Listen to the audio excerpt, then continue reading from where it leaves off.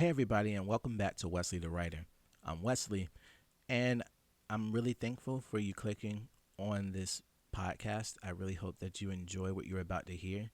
If you have any comments, questions, or concerns, leave a like, subscribe, and definitely hit me up in the comment section. I'm willing to answer as many questions as possible. All right, let's get into it. All right, so today I want to talk about how to do what you can control. All right. In the same vein of making money in what it is that you want to pursue as a art form or career choice, you want to be able to understand who you are as a person. You understand that you can't control the person beside you. You can't control your spouse. You can't control anything.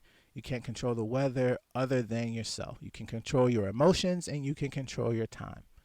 And how you use both is what's going to determine if you're successful in what you want to do or not. All right, so understand that you are only in control of your thoughts, emotions, and how you use your time. Understand that if someone is trying to control your time and control you, you got to back off from that person. You can't achieve something with someone directing you, right? Unless it's a specific team project and you have to work with this person or whatever. But if you have someone dictating to you what you do with your time in a non creative sense, then you're not going to be able to make decisions in that particular time that's going to affect your own personal growth. A little hypothetical, a little example. I would frequently throw myself to the wall trying to, or I would throw my ideas and everything I wanted to do at all these groups trying to get some level of control. Like I would tell them, yeah, I'm a writer, I can do this, yeah, I can do that, or whatever. But no one would ever really pay attention to me, right? And that was for a specific reason. Like I did have people notice that I was a writer. I did have people want to work with me because I said I was a writer, but because I didn't actually present myself as a writer and I didn't control my time, I basically had them end up controlling me and my time.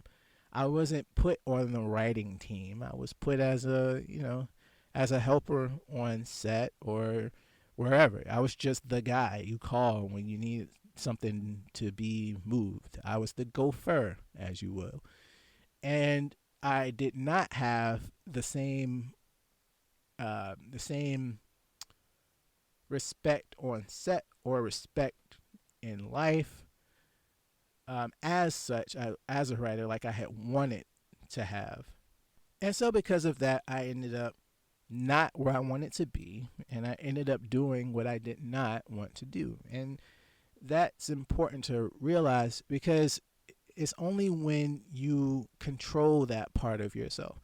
I'm not saying you can't work with people or work on projects, but you have to work on what you want to work on eventually. Because if not, then you're just going to be thrown to the wolves and they're going to take all of your time. Like, don't get that twisted. People will use you for your time and your energy because that's all they know how to do because they have their own goals and their own admirations and aspirations and stuff like that. They're trying to get to where they want to get, and you should be trying to get to where you want to get. But if you're not, then they'll use you. They'll just straight up use you. And you can't fault them for that because if you're putting yourself in a position to where you can be used, I would use you. I'm pretty sure. I mean, all hands on deck, man. I mean, come on. This is my passion, and I'm passionate about my passion. You don't have to be, but if you're in the vicinity and you can lift a box or something, trust and believe, I'm going to ask you to lift that box. And that's where a lot of people start to build resentment, I feel, and where a lot of people feel like, they have to climb this impossible ladder to get to where they want to be. Begin making time in your day for 4 areas of your health. And I talked before about the 4 areas of health when I did a few of the longer form podcasts. And I was typically saying that, as a rule of thumb, you should look at your life in 4 sections or talking about health: physical health, mental health, financial health, and spiritual health. You know, those areas really help to build up and define your sense of, how you say, your sense of accomplishment. Like when you're able to split up in your head, like, okay, physically I'm overweight, mentally I'm depressed, financially I'm broke, spiritually I don't have any ambitions or backing to help my mind get clear. I'm not at peace, you know. Well, now you can start to work on those things because you can start to identify what it is that's causing you to feel these things. You can start to identify those key points of your life where you can really make a change just by doing small things in those particular areas. If you're overweight, start figuring out how it is that you can cut back on the fast food. Stop eating as much bread if you're not as active. If you are out working, like a labor job or something, staying light with your meals, making sure you're hitting peak heart rates and stuff like that. The list goes on. And I could talk about physical health and a whole podcast by itself. But, with your mental health and you're depressed, if you're able to reach out to somebody or any form of mental illness for that matter, try to do that. Try to talk to someone if you feel like you're alone.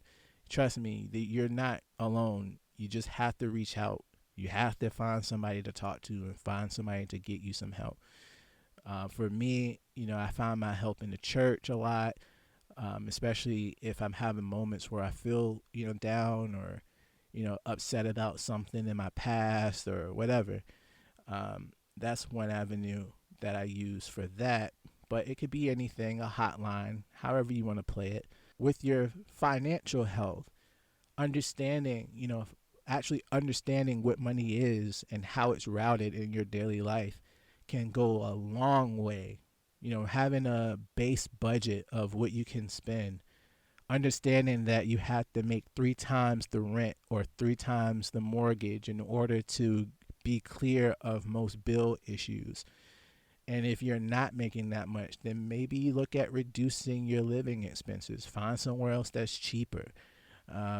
If you're married, maybe the spouse can get another job, or if y'all can work together somehow to make it to where y'all can live comfortably together without having financial issues. Because money issues only come from not knowing what money is or how to use it. And it's not about making more money. It's about learning how to use what you have in order to get what you want. In order to do that, though, you have to know where you're aiming at, which was in the last one. But okay, anyway, we'll keep on going. Spiritually, I am a believer, and I'm a believer of the Lord Savior Jesus Christ for a reason. Learning more about the Lord has helped me balance a lot of issues in my life and to continue to grow to help others in need as well.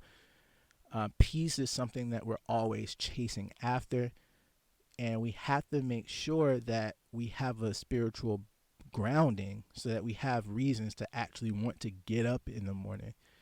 Whenever you don't have a reason to get up in the morning, it makes it more and more difficult for you to lift yourself out of bed to go to that job where people just seemingly hate you and don't want to do anything but get on your nerves.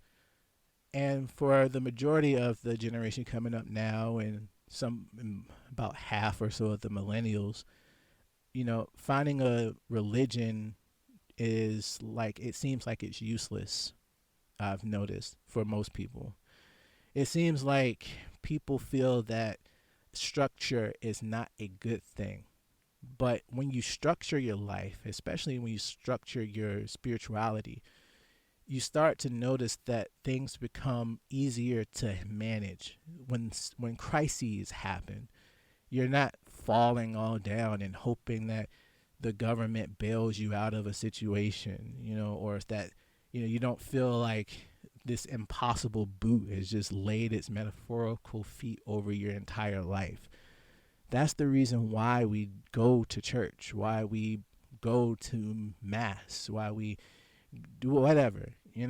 Again, I'm a Christian, so my viewpoint comes from my spiritual understanding or my understanding of the Word of God.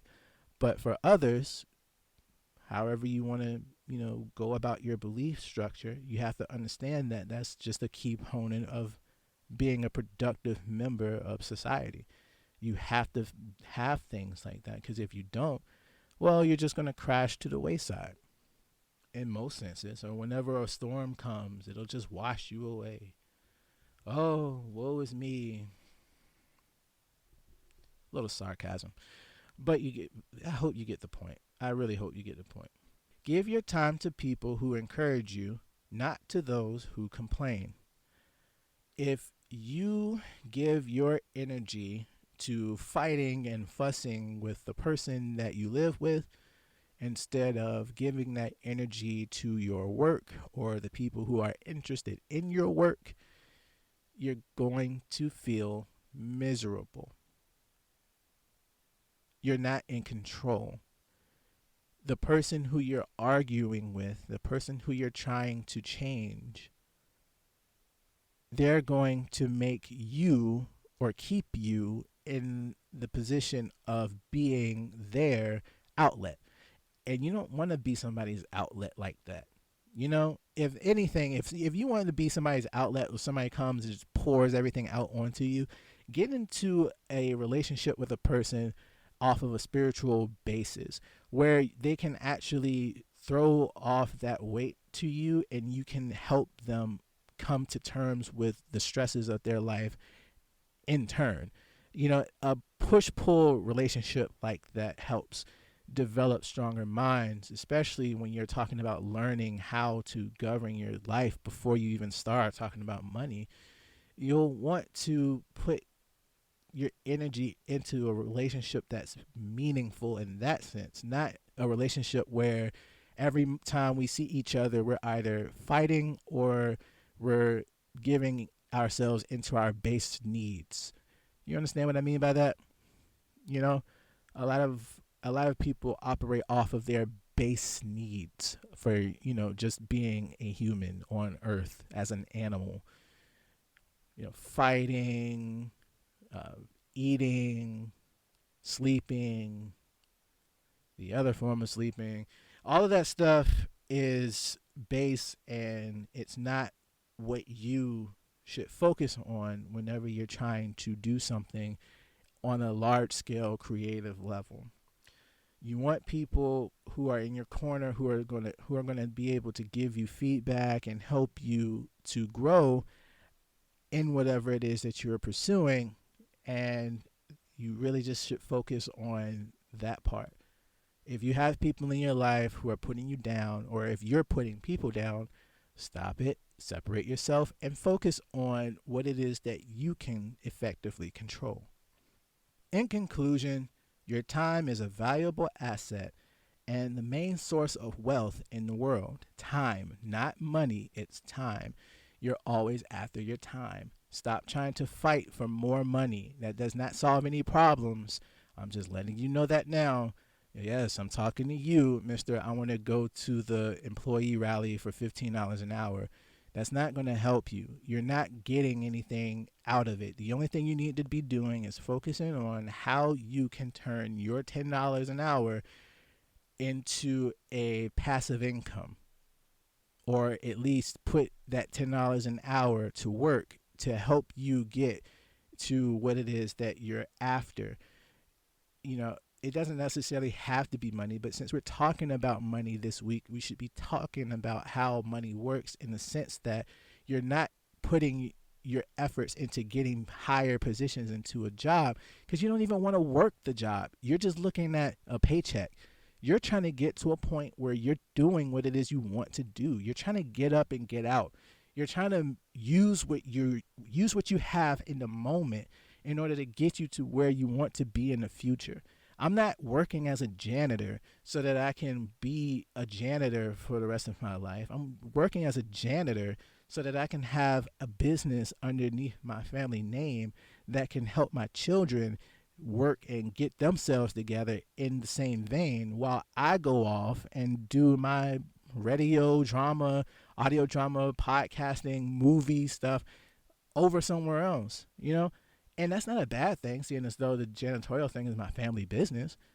I think that's a good thing. You know, I think that having my own personal goals in this endeavor is what's really worth, the effort to get there, to do what I'm doing.